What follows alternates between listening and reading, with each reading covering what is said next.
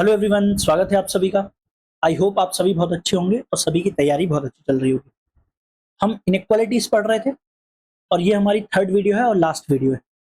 इस वीडियो में हम रेंज पढ़ेंगे कि रेंज क्या होता है, उसके बाद शेबिशेफ इनइक्वालिटी पर चलेंगे और फिर उसके बाद क्वाशी-श्वार्ट्ज इनइक्वालिटी पर और उसके कुछ क्वेश्चंस करेंगे। ठीक है, चलिए शुरू करते हैं। रेंज रेंज क्या होता है? इससे पहले मैंने आपको पढ़ाया था डोमेन। मैंने आपको डोमेन में क्या बताया था? डोमेन होता है इनपुट। मान लीजिए आपके पास कोई फंक्शन है एफ ऑफ एक्स बराबर 1/x, तो डोमेन क्या बताया था कि हम एक्स की वैल्यू क्या क्या इनपुट कर सकते हैं। तो डोमेन में मैंने आपको तीन चीजें बताई थी कि आपको तीन चीजों का ध्यान रखना है। फर्स्ट क्या थी कि डिनोमिनेटर कभी भी जीरो नहीं होना चाहिए। सेकेंड थी कि रूट के अंदर जो भी है वो हमेशा जीरो या पॉजिटिव होना चाहिए। थर्ड थी कि लॉग के अंदर जो भी है, लॉग यदि एक्स, मान लीजिए लॉग एक्स है, तो जो एक्स की वैल्यू है वो हमेशा ग्रेटर देन जीरो होना चाहिए। तो यहाँ पर डोमेन क्या होगा? डोमेन मतलब इनपुट। हम एक्स की वैल्यू क्या क्या रख सकते हैं, तो आप बोलेंगे एक्स की वैल्यू हम कोई भी रियल नंबर रख सकते हैं except zero, or minus zero. तो एक्स की वैल्यू जो हम रखते हैं उसके बाद जो वैल्यू हमें प्राप्त होती है, मतलब आउटपुट जो हमें मिलता है, वही होता है रेंज। वही होती है रेंज। रेंज क्या है? आउटपुट। अब आउटपुट भी हमें कैसा मिलेगा? एक होगी मिनिमम वैल्यू, एक होगी मैक्सिमम वैल्यू। तो मिनिमम वैल्यू से लेके मैक्सिमम वैल्यू तक जो इंटरवल हमें मिलेगा वही होगा रेंज। वही क्या होगा? रेंज। रेंज के क्वेश्चन आपके एग्जाम में आए हुए हैं, इसलिए मैं आपको रेंज पढ़ा रहा हूं। जैसे ये क्वेश्चन देख लीजिए, ये फर्स्ट क्वेश्चन देखिए। इसमें हमें रेंज बताना है a इंटू बी की, और हमें कुछ कंडीशंस दे दी गई हैं। ठीक है, तो ये क्वेश्चन है रेंज का। इसी तरह सेकंड क्वेश्चन है, ये भी रेंज का क्वेश्चन है क्योंकि हमें y का इंटरवल बताना है। यदि हमसे x के बारे में पूछता, मतलब डोमेन के बारे में पूछ रहा है, क्योंकि जो इनपुट हम x की वैल्यू रखेंगे तभी हमें y की वैल्यू प्राप्त होगी। एक्स की वैल्यू, एक्स के बारे में पूछता तो डोमेन के बारे में पूछ रहा है। यहाँ पर y के इंटरवल के ऑप्शन है, मतलब यहाँ पर रेंज का क्वेश्चन है। तो ये रेंज ऐसा टॉपिक है जो किसी एक वीडियो में तो नहीं, हम कंप्लीट नहीं कर सकते। रेंज को हम, डोमेन और रेंज दोनों को हम कैलकुलस में हर टॉपिक में पढ़ेंगे। कैलकुलस में जैसे जैसे टॉपिक आते जाएंगे, हर टॉपिक में आपको डोमेन और रेंज पढ़ना होगा। जैसे ये क्वेश्चन आपका ट्रिग्नोमेट्रिक फंक्शन से आ गया, जो हम ट्रिग्नोमेट्रिक फंक्शन कैलकुलस में पढ़ेंगे तब मैं आपको वहां डोमेन और रेंज के बारे में बताऊंगा। लेकिन इस वीडियो में मैं आपको तीन टाइप के क्वेश्चन सॉल्व कराना सिखाऊंगा। वो तीन टाइप के क्वेश्चन है ये। फर्स्ट है लीनियर बाय लीनियर। यदि कोई फंक्शन ऐसा दिया गया है जो ऊपर भी लीनियर फंक्शन है, नीचे भी लीनियर फंक्शन है, तो ऐसे फंक्शन को कैसे सॉल्व करते हैं, उसकी रेंज कैसे निकालते हैं, वो हम देखेंगे। सेकेंड टाइप है क्वाड्रेटिक बाय क्वाड्रेटिक, जिसका एक फैक्टर कॉमन होगा, तब वैसे क्वेश्चन को कैसे सॉल्व करेंगे। और थर्ड है क्वाड्रेटिक बाय क्वाड्रेटिक या लीनियर बाय क्वाड्रेटिक, जिसमें एक भी फैक्टर कॉमन नहीं है, तब वैसे क्वेश्चन को कैसे सॉल्व करेंगे। ठीक है, तो ये मैं आप क्वेश्चंस के थ्रू बताऊंगा कि ऐसे क्वेश्चन आए तो उनको कैसे सॉल्व करना है। आप फर्स्ट टाइप का क्वेश्चन देखिए, लीनियर बाय लीनियर। ये क्वेश्चन देखिए ना, फर्स्ट ऑफ ऑल आप आइडेंटिफाई करिए कि ये किस टाइप का क्वेश्चन है। तो आप देखेंगे कि ये भी लीनियर इक्वेशन है, ये भी लीनियर इक्वेशन है, मतलब ये फर्स्ट टाइप का क्वेश्चन है। जब भी लीनियर बाय लीनियर क्वेश्चन आता है तब कैसे सॉल्व करते हैं, पहले आप लॉन्ग मेथड देखिए, फिर आपको शॉर्टकट बताऊंगा जिसमें आप देखते से लगा पाएंगे कि इसका आंसर ये होगा। इसकी मेथड क्या है कि आप x की वैल्यू निकालिए y के टर्म में, x की वैल्यू निकालिए y के टर्म में, फिर जो f ऑफ y है उसकी डोमेन निकालिए। डोमेन निकालेंगे, आपका जाएगा आंसर। मैंने क्या बोला? आप इसमें क्रॉस मल्टीप्लाई करिए और x की वैल्यू निकालिए y के टर्म में, और फिर f ऑफ y का डोमेन निकालिए, और डोमेन निकालना तो आपको आता है। चलिए सॉल्व करते हैं। क्रॉस मल्टीप्लाई करिए तो होगा yx minus y equal to 3x plus 2। x वाली टर्म को एक साइड कर दीजिए, x कॉमन ले लिया, y minus 3 equal to 2 plus y, और x की वैल्यू आई 2 plus y upon y minus 3। ठीक है, अब ये x की वैल्यू आ गई। मैंने क्या बोला? x की वैल्यू आने के बाद जो y की टर्म में आई है, अब f ऑफ y का डोमेन निकाल लो। तो इसका डोमेन निकालिए। यहां पर कौन सी कंडीशन लग रही है कि डिनोमिनेटर जीरो नहीं होना चाहिए, मतलब y minus 3 not equal to zero. तो यहां से आंसर आ रहा है y नॉट इक्वल टू 3। तो रेंज क्या आ गई, हम डोमेन आ गया ना, मतलब ये आंसर आ गया। तो रेंज आई है कि ऑल रियल नंबर्स एक्सेप्ट 3। तो कौन सा आंसर आ गया, आंसर आ गया बी। ठीक है, समझ गए कैसे किया मैंने कि x की वैल्यू निकाली y के टर्म में, y के टर्म में निकालने के बाद जो f ऑफ y बना उसका डोमेन निकाल लिया, डोमेन में जो कंडीशन लग रही है वो कंडीशन लगा दी, तो जो आंसर आया वो होगी रेंज। ये रेंज है, ये रेंज है y, मतलब y की वैल्यू क्या क्या हो सकती है। रेंज मतलब क्या है, आउटपुट। हम x की वैल्यू रखेंगे वो होगा डोमेन, और y की वैल्यू जो हमें प्राप्त होती जाएगी वो होगी रेंज। तो ये तो होगी लॉन्ग मेथड। एक शॉर्ट मेथड भी है, क्या है, जब भी लीनियर बाय लीनियर का क्वेश्चन आए तो आप x का कोफिशिएंट देखिए, ऊपर नीचे दोनों, x का कोफिशिएंट दोनों में क्या है 3/1। तो यदि कट रहा है तो काट दीजिए, लास्ट में जो बचेगा बस वही, मान लीजिए लास्ट में बचा 3, तो रियल नंबर में से वो नंबर एलिमिनेट कर दीजिए, वही आंसर होगा। कि मतलब रेंज जो आएगा y की वैल्यू 3 कभी नहीं हो पाएगी, ये आंसर आ गया। तो इसी तरह यदि मैं आपसे बोलूं कि y इक्वल टू है 2x minus 5 upon 4x plus 10, कोई पूछे कि इसकी रेंज क्या है, तब आप क्या बताएंगे, ये लीनियर बाय लीनियर है। तो मैंने शॉर्टकट क्या बताया कि x के कोफिशिएंट देखिए, x के कोफिशिएंट ऊपर वाले का है 2, नीचे वाले का है 4, मतलब है 1/2। तो इसकी जो रेंज आएगी वो आएगी रियल नंबर माइनस 1/2। मतलब ऑल रियल नंबर्स हो सकते हैं लेकिन 1/2 कभी नहीं होगा, तो उसे रिप्रेजेंट करते हैं r माइनस करली कोष्टक में 1/2। जब भी कोई एलिमेंट लिखते हैं तो हम ऐसे ही लिखते हैं, ठीक, करली कोष्टक में लिखते हैं। तो 1/2 आ गया, मतलब इसका आंसर आ गया r माइनस 1/2। समझ आ गया आप? चलिए चलते हैं नेक्स्ट मतलब जो मैंने आपको 3 टाइप के बताए ना, तो नेक्स्ट टाइप पे चलते हैं।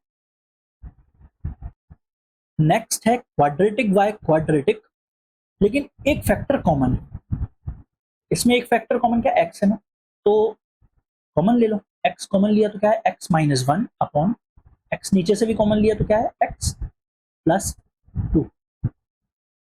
तो y इक्वल टू आ गया ये। अब यहां पर x से x काट तो दो, लेकिन x काट दिया, लेकिन x की वैल्यू 0 कभी नहीं होना चाहिए, क्योंकि x की वैल्यू यदि 0 हो गई तो ये फंक्शन तो नॉट डिफाइन हो जाएगा। तो हमने x काट तो दिया, लेकिन साइड में आपको लिख लेना है कि x की वैल्यू 0 कभी नहीं होना चाहिए। तो जब हमने x काट दिया तो ये बन गया लीनियर बाय लीनियर। तो लीनियर बाय लीनियर बन गया, और लीनियर बाय लीनियर को कैसे सॉल्व करना है तो अभी बताया मैंने। तो यहाँ पर x की कोफिशिएंट्स क्या है 1/1, तो इसकी रेंज क्या आएगी, रेंज आएगी रियल नंबर माइनस 1 मतलब 1। और यहाँ पर एक एलिमेंट और लिखेंगे, वो क्या लिखेंगे, मैंने आपको बोला कि x की वैल्यू 0 कभी नहीं होना चाहिए, तो x की वैल्यू 0 कभी नहीं होनी चाहिए। और हमारा लास्ट फंक्शन क्या बन गया, हमारा फंक्शन बना x minus 1 upon x plus 2। जब हमने x काट दिया तो जो फंक्शन बना वो ये था, लेकिन मैंने आपसे बोला कि x की वैल्यू 0 कभी नहीं हो सकती, तो यहाँ पर x की वैल्यू 0 रखो। x की वैल्यू 0 रखने पर आ रहा है माइनस 1/2। तो जब x की वैल्यू 0 कभी हो ही नहीं सकती, तो y की वैल्यू कभी माइनस 1/2 आ ही नहीं सकती। तो आपको एक एलिमेंट और हटाना है, वो है 1/2 माइनस 1/2, ठीक है। तो इसका फाइनल आंसर होगा ए, ठीक है। फाइनल आंसर क्या आया, ए। जल्दबाजी में बी नहीं लगाना है।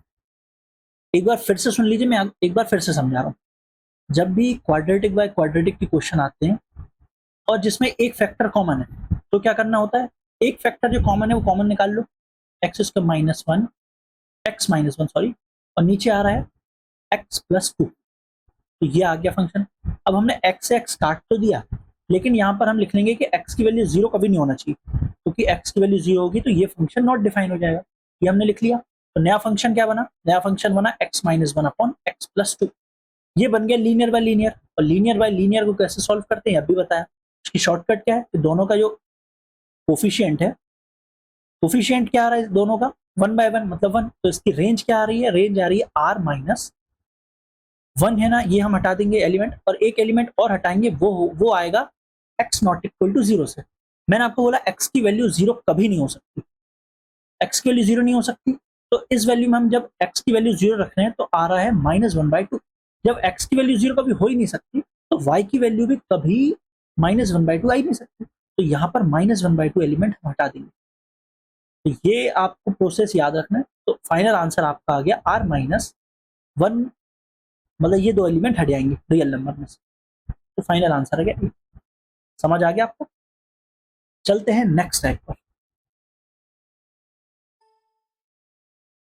देखिए थर्ड टाइप, देखिए थर्ड टाइप हो सकता है कि आपको क्वाड्रेटिक बाय क्वाड्रेटिक आए या लीनियर बाय क्वाड्रेटिक आए और एक भी फैक्टर कॉमन नहीं होगा, ठीक है। तो जब ऐसे क्वेश्चन आते हैं तो इनको सॉल्व करने की दो स्टेप होती है। फर्स्ट स्टेप में आपको क्रॉस मल्टीप्लाई करके एक क्वाड्रेटिक इक्वेशन बनाना होता है एक्स के टर्म में, और जब क्वाड्रेटिक इक्वेशन बन जाती है तो हम रख देते हैं डी को ग्रेटर देन इक्वल टू 0। कैसे करते हैं क्वेश्चन के थ्रू समझते हैं, ठीक है। ये है क्वेश्चन, आइडेंटिफाई करिए कौन सा टाइप का क्वेश्चन है कि लीनियर बाय क्वाड्रेटिक है, मतलब थर्ड टाइप का। तो मैंने क्या बोला, पहले क्या करना है कि एक्स के टर्म में क्वाड्रेटिक इक्वेशन बनाना है, तो हम क्रॉस मल्टीप्लाई करते हैं। क्रॉस मल्टीप्लाई करिए तो आएगा y(x²) plus 3y(x) plus 6y, ये प्लस x प्लस 2 को इस साइड ही ले आते हैं तो आएगा -x-2 इक्वल टू 0। इसे सॉल्व करिए तो y(x² प्लस 3y -1 कॉमन आएगा, मतलब कॉमन x आएगा, बचेगा अंदर ये, प्लस 6y-2 इक्वल टू 0। अब ये बन गई क्वाड्रेटिक इक्वेशन x के टर्म में, हम d greater than equal to 0 रख देंगे। तो रख दीजिए, d क्या होता है b² - 4ac, b² मतलब b ये है, तो 9y² plus 1 minus 6y, b² हो गया, माइनस 4ac क्या है 6y-2 greater than equal to 0। 9y² plus 1 minus 6y minus 24y² plus 8y greater than equal है, लेस देन लगा दिया आपने, ग्रेटर देन इक्वल लगाइए, ग्रेटर देन इक्वल टू 0। इसे सॉल्व करने पे आ रहा है -15y² plus 2y plus 1 greater than equal to 0। Minus common ले लेते हैं तो क्या आएगा 15y² minus 2y minus 1 less than equal to 0। Minus common ले लिया या फिर -1 का मल्टीप्लाई कर दिया तो inequality, sign of inequality change हो गया है ना, -2y -1। तो किस में टूटेगा ये, y² का कोफिशिएंट 1 नहीं है इसलिए फुल मेथड से करना पड़ेगा।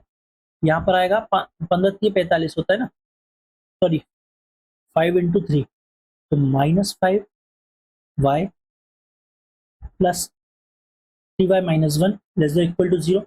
यहाँ पे 5y कॉमन लिया, 3y -1 प्लस 1 कॉमन लिया तो 3y -1 less than equal to 0। 3y -1 5y plus 1 less than equal to 0।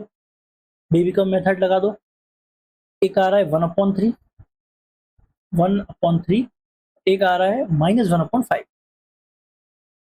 Dot आएगा कि सर्कल, डॉट आएगा क्योंकि लेस देन इक्वल टू है, plus minus plus, less than है मतलब माइनस वाला एरिया। तो फाइनल आंसर आ रहा है -1/5 लेके 1/3। ये आ गई हमारी रेंज। मिनिमम वैल्यू होगी -1/5, मैक्सिमम होगी 1/3। कौन सा ऑप्शन है और कौन से कोष्टक में, ये भी ध्यान रखना है तो आपका क्लोज इंटरवल में था। चलिए अब हम चलते हैं वो क्वेश्चन जो आपके एग्जाम में आए हुए, ठीक है। ये फर्स्ट क्वेश्चन देखिए, फर्स्ट क्वेश्चन है कि y equal to 8 + 10 cos 2x। देखिए ये क्वेश्चन आया हुआ है आपका ट्रिग्नोमेट्रिक फंक्शन से। ट्रिग्नोमेट्री में आपको एक चीज पता होगी कि साइन और कॉस की वैल्यू मिनिमम होती है -1 और मैक्सिमम होती है 1, मतलब साइन और कॉस की वैल्यू -1 से 1 के बीच में ही रहती है ना, मिनिमम -1 मैक्सिमम 1। हमें y की वैल्यू बताना है, y की वैल्यू मतलब रेंज बताना है। रेंज क्या होता है, हमें मिनिमम वैल्यू बताना है और मैक्सिमम वैल्यू बताना है। रेंज का मतलब y की मिनिमम वैल्यू क्या होगी और मैक्सिमम क्या वैल्यू क्या होगी, मिनिमम और मैक्सिमम। मिनिमम वैल्यू कब होगी, जब कॉस्ट की वैल्यू मिनिमम होगी। कॉस्ट की वैल्यू मिनिमम क्या हो सकती है, -1।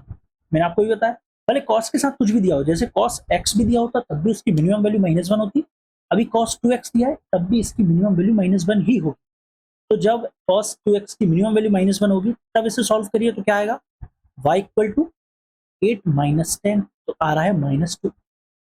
और मैक्सिमम वैल्यू कब होगी, जब cos 2x की वैल्यू 1 होगी, तब तब सॉल्व करिए तो y की वैल्यू आ रही है 8 प्लस 10, तो आ रही है 18। तो y की वैल्यू मिनिमम हो सकती है -2, मैक्सिमम हो सकती है 18। तो इसका आंसर आ गया 4। ठीक है, ऐसे क्वेश्चन भी आए हुए। अब ऐसे क्वेश्चन में आपको पता होगा, मतलब आपको पहले पता होना चाहिए कि कैसे सॉल्व करना है। यदि ट्रिग्नोमेट्रिक फंक्शन दिख गया तो मतलब आपको समझ जाना है कि ये अलग कंसेप्ट लगेगा कि साइन की वैल्यू कॉस की वैल्यू मिनिमम मैक्सिमम क्या होती है, वो यहाँ पर रख दी और उसे सॉल्व कर दिया। ठीक है, ये क्वेश्चन समझ आ गया। देखिए ये क्वेश्चन करिए, इसमें भी हमें रेंज निकालना है a इंटू बी की, और कंडीशन दी हुई है mod of a less than equal to 1 और a plus B equal to 1। लेकिन ये क्वेश्चन आपको तब समझ आएगा जब आप इनइक्वालिटी ऑफ मीन्स के बारे में देखेंगे। चलते हैं इनइक्वालिटी ऑफ मीन्स पर। मतलब अर्थमेटिक मीन क्या होता है, अर्थमेटिक मीन होता है sum of the element upon number of element. यदि x1 प्लस x2 दो एलिमेंट है तो उसका अर्थमेटिक मीन होगा x1 प्लस x2 अपॉन 2। यदि ज्यादा एलिमेंट हो, जैसे x1 plus x2 plus x3, 3 element है तो उसका अर्थमेटिक मीन होगा तीनों का सम अपॉन 3। n एलिमेंट होंगे तो x1 plus x2 plus x3 plus x4 dot dash xn upon n हो जाएगा। अर्थमेटिक मीन समझ आ गया आपको। ज्योमेट्रिक मीन क्या होता है, ज्योमेट्रिक मीन मान लीजिए आपका दो एलिमेंट है x1 और x2, तो ज्योमेट्रिक मीन होगा x1 इंटू x2, ये इंटू का साइन है, उनकी पावर 1 अपॉन n। कितने एलिमेंट है, दो है ना, तो 1 अपॉन 2। जैसे 3 एलिमेंट होते हैं तो x1 into x2 into x3 की पावर 1 अपॉन 3। n एलिमेंट होते पावर 1 अपॉन n हो जाता। तो ये दोनों समझ गए। इसे हम और कैसे लिख सकते हैं, इसे लिख सकते हैं रूट के अंदर x1 इंटू x, और इसे लिख सकते हैं रूट के अंदर, रूट के बाहर ये 3 आएगा, x1 x2 x। Harmonic mean क्या होता है, हार्मोनिक मीन होता है जैसे दो एलिमेंट x1 और x2, तो हार्मोनिक मीन होगा 2 upon sum of the reciprocal 1 upon x1 plus 1 upon x2। n element होंगे तो n upon 1 upon x1 plus 1 upon x2 plus 1 upon x3 plus 1 upon xn। Harmonic mean क्या होता है, n upon sum of the reciprocals. इसे और solve कर सकते हैं, कैसे सॉल्व कर सकते हैं, नीचे एलसीएम लिया x1 इंटू x2 आएगा, ऊपर चल जाएगा तो इसे लिख सकते हैं 2x1 x2 upon x1 plus x2। बस इतना ही आपको पता होना चाहिए। और इनके बीच एक रिलेशन होता है वो पता होना चाहिए। क्या है वो रिलेशन, कि am हमेशा ग्रेटर देन इक्वल टू होता है gm से, और gm greater than equal to होता है hm से। ये रिलेशन आपको ध्यान रखना है। ठीक है, am क्या होता है, am होता है x1 plus x2 upon 2 greater than equal to, gm क्या होता है root of x1 x2 greater than equal to, hm क्या होता है 2x1 x2 upon x1 plus x2। ठीक है, चलिए अब उस क्वेश्चन पे चलते हैं। ये है वो क्वेश्चन।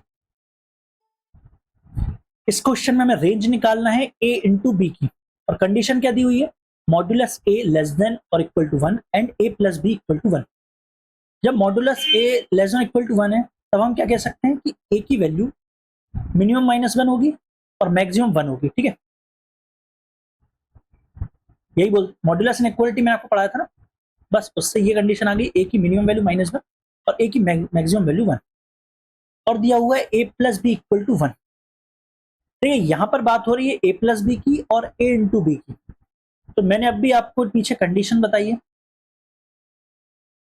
क्या बताई थी कि am greater than equal to होता है gm से, और am क्या है a प्लस बी अपॉन 2, और gm है ab की पावर 1/2, मतलब रूट ऑफ ab। ab की वैल्यू क्या है, ab की वैल्यू है 1 अपॉन 2 greater than equal to ab की पावर 1/2। दोनों साइड स्क्वायर कर देते हैं, स्क्वायर करने पे ये 1/4 greater than equal to ab, मतलब हम कह सकते हैं कि ए बी लेस देन और इक्वल टू 1/4। ए बी की वैल्यू 1/4 से लेस देन होगी या इक्वल होगी, मतलब ए बी की वैल्यू 1/4 से ज्यादा नहीं हो सकती, मतलब हमारे पास ए बी की मैक्सिमम वैल्यू आ गई। रेंज का मतलब क्या होता है? रेंज का मतलब होता है उसकी मिनिमम वैल्यू और मैक्सिमम वैल्यू के बीच का इंटरवल। मैक्सिमम वैल्यू आ गई 1/4 और 1/4 हो सकती है, इसलिए क्लोज इंटरवल। और हमें मिनिमम वैल्यू निकालना है। मिनिमम वैल्यू कैसे आएगी? ए की वैल्यू क्या क्या हो सकती है? ए की वैल्यू हो सकती है -1 और 1 के बीच में, 0 भी हो सकती है ना। बी की वैल्यू निकाल लेंगे। बी की वैल्यू कैसे निकलेगी? जब a plus B equal to 1 होगा, जब हम -1 रखेंगे, a की वैल्यू -1 रखेंगे प्लस बी इक्वल टू 1, तो b की वैल्यू आ रही है 2, b की वैल्यू -1 में आ रही है 2, 0 रखने पे b की वैल्यू क्या आ रही है 1 और 1 रखने पे b की वैल्यू आ रही है 0। जब ए बी निकाल रहे हैं तो ए बी कब मिनिमम आ रहा है? जब इन दोनों का मल्टीप्लाई कर रहे हैं तो 0 आ रहा है, इन दोनों का मल्टीप्लाई कर रहे हैं 0 आ रहा है, इन दोनों का मल्टीप्लाई कर रहे हैं तो -2 आ रहा है। तो मिनिमम कब आ रहा है? मिनिमम आ रहा है -1 जब ए होगा और बी 2 होगा, मतलब -2 मिनिमम आ रहा है। तो ए बी की जो मिनिमम वैल्यू होगी वो भी -2। आप ऑप्शन में भी देख सकते हैं, ऑप्शन ऑप्शन नंबर 2 आंसर। ठीक है, समझ आ गया आपको कि आपको ये वाली जो रिलेशन है इसका यूज करना है। जब भी आपको ऐसा दिखे कि ए बी है और ए प्लस बी का यूज हो रहा है, तो आपको ये वाला रिलेशन यूज में लाना है। ठीक है,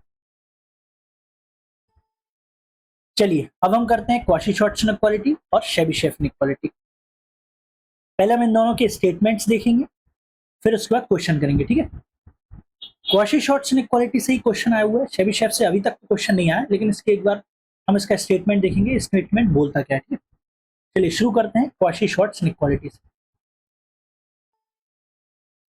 तो क्वाशी-शॉर्ट्स इनइक्वालिटी का स्टेटमेंट क्या बोलता है कि if a1 a2 dash dash an into b1 b2 dash dash bn are any real numbers, तो क्वाशी-शॉर्ट्स इनइक्वालिटी के अनुसार a1 into b1 plus a2 into b2 plus dash dash an into bn का whole square less than equal to होता है a1 square plus a2 square dash dash an square into b1 square plus b2 square dash dash bn का square.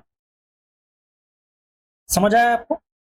जैसे यदि कोई मैं numbers लूं 1 2 3 और कुछ नंबर्स लूं 2 3 4, तो जो इनका कॉन्टिन्यूस प्रोडक्ट है, कॉन्टिन्यूस प्रोडक्ट मतलब 2 कॉन्टिन्यूस प्रोडक्ट का सम 2 प्लस 6 प्लस 12, उनके सम का जो स्क्वायर है वो लेस देन इक्वल टू होगा उनका इंडिविजुअल स्क्वायर का सम, मतलब 1 square plus 2 square plus 3 square into बाकी जो बचे उनके इंडिविजुअल स्क्वायर, जैसे 2 स्क्वायर प्लस 3 स्क्वायर प्लस 4 का स्क्वायर। तो ये है क्वाशी-शॉर्ट्स इनइक्वालिटी। देखिए यहां पर लेस देन और इक्वल टू भी लगा हुआ है, तो ये इक्वल कब होता है? ये इक्वल होता है जब a1 upon b1 equal to हो a2 अपॉन b2 के इक्वल, a3 अपॉन b3 के dash dash an upon bn। जब इनका रेशो सेम होता है तब ये इक्वल हो जाता है। ठीक है, इक्वल कब होता है? जब इनका रेशो सेम होता है। तो ये चीज आपको ध्यान रखना। क्वाशी-शॉर्ट्स इनइक्वालिटी समझ आ गया।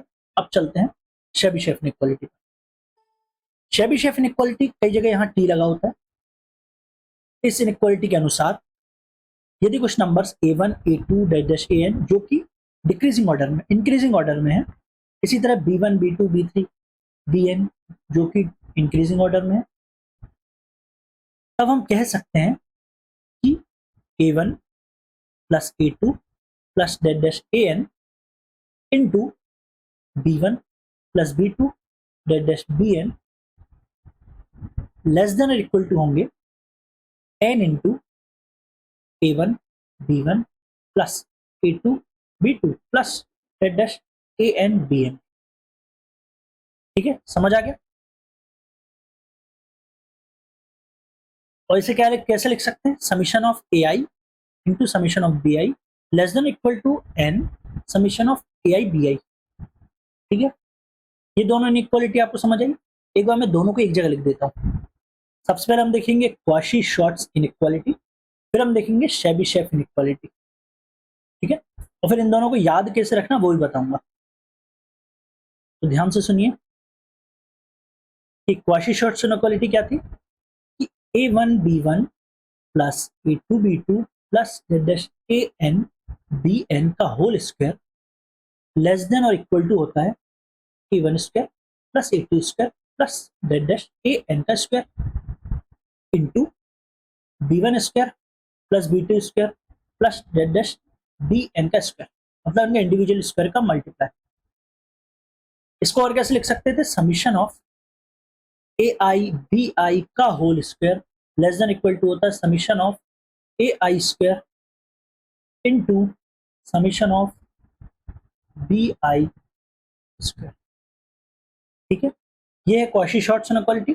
चेबीशेव इनइक्वालिटी क्या है, सबसे पहले तो जो साइन है वही साइन यहां पर आएगा, मतलब लेस देन और इक्वल टू, लेकिन जो चीज इस साइड है वो आ जाएगी इस साइड बिना स्क्वायर के। तो क्या है, A1 plus A2 plus A3 dash dash AN into B1 plus B2 plus B3 dash dash BN less than और इक्वल टू होता है।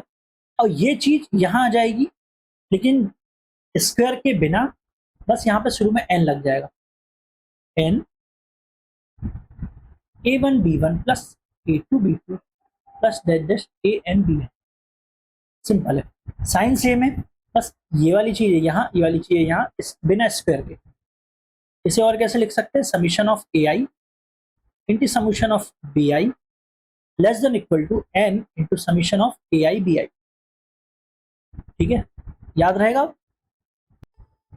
यहां पर n क्या है, नंबर ऑफ एलिमेंट, यदि नंबर ऑफ एलिमेंट 3 है तो n की जगह पे आ जाएगा 3। ठीक है, ये आपको ध्यान रखना। अब बार बार लिखेंगे तो आपको बार बार मतलब 2-4 बार भी लिखेंगे, और जैसा मैंने बताया कि ये वाली चीज यहाँ, ये वाली चीज यहाँ, ऐसा सोच कर लिखेंगे तो आपको याद हो जाएगा। लेकिन इन दोनों में कंफ्यूज मत हो जाना कि कौन सा कॉची-शॉर्ट्स से कौन सा चेबीशेव। ठीक है, चलिए क्वेश्चन जो है वो देखिए।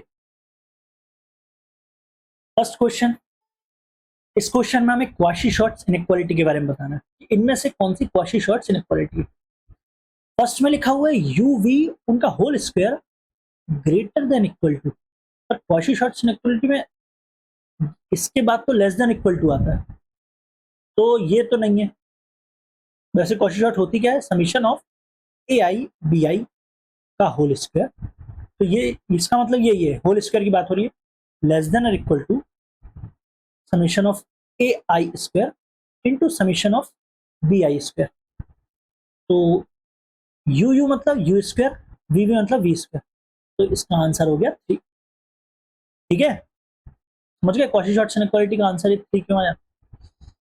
अब ये क्वेश्चन आ गया आपके, अभी जो मैंने आपको बताया था रिलेशन AM GM HM में, इसका आंसर आ गया A। ये नहीं लगा देना आपको, कौन सा थर्ड मत लगा देना, क्योंकि इसमें इक्वल नहीं लगा हुआ। इक्वल भी हो जाता है, कब हो जाता है, जब नंबर इक्वल होता है। ठीक है, और ये तो सीधा सीधा आ गया, इसका आंसर आ गया first, summation of A into B का whole square less than equal to summation of A square into summation of B square. अब ये क्वेश्चन देखिए, ये क्वेश्चन आया हुआ है आपके एग्जाम में, ये क्वेश्चन आया है कॉची-शॉर्ट्स इनइक्वालिटी। इसमें क्या बोल रहा है कि X square plus Y square plus Z square equal to 5, तो हमें बताना है maximum value of X plus 2y plus 3z के होल स्क्वायर की। क्या लिखा हुआ है, x plus 2y plus 3z के होल स्क्वायर।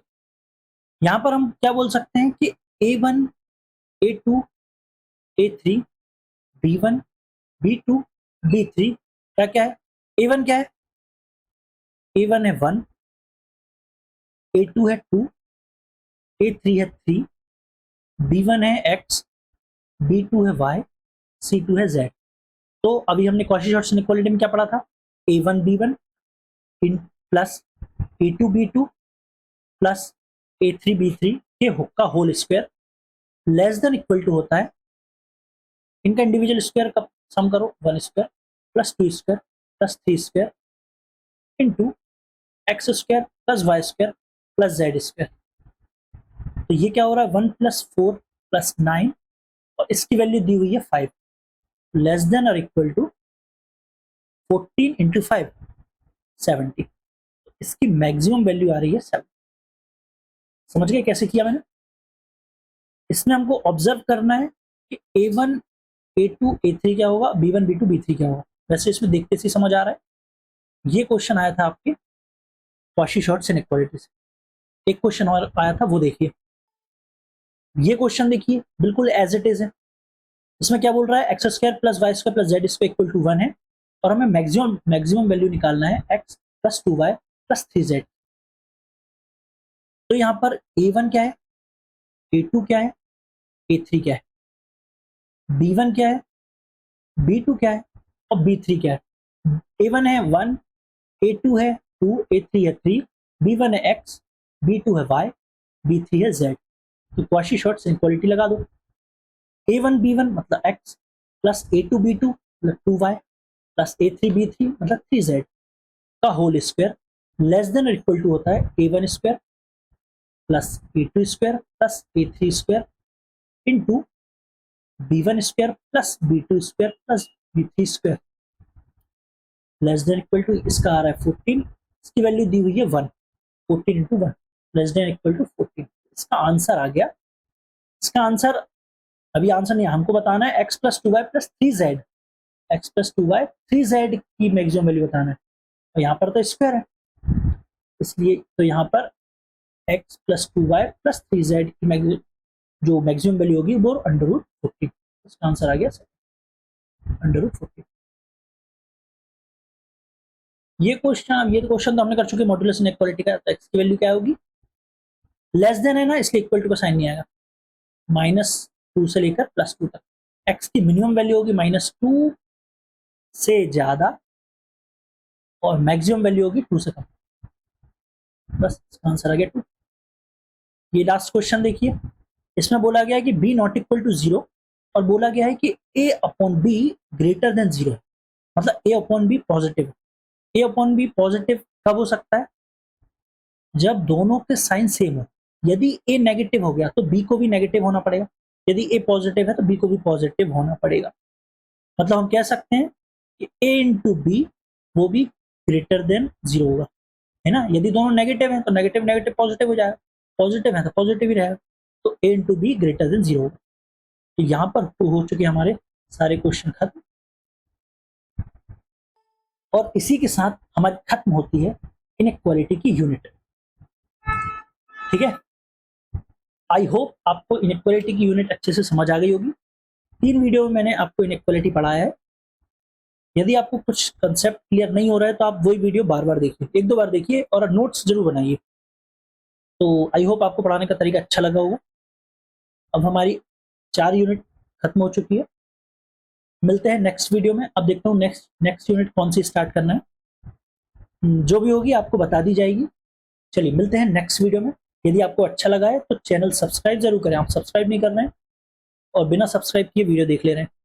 और यदि अच्छा लगता है तो वीडियो लाइक जरूर करें और शेयर जरूर करें अपने फ्रेंड्स के साथ, ठीक है। और कहाँ कमी है, कहाँ अच्छा लगा, ये कमेंट सेक्शन में जरूर बताएं। चलिए मिलते हैं नेक्स्ट वीडियो में।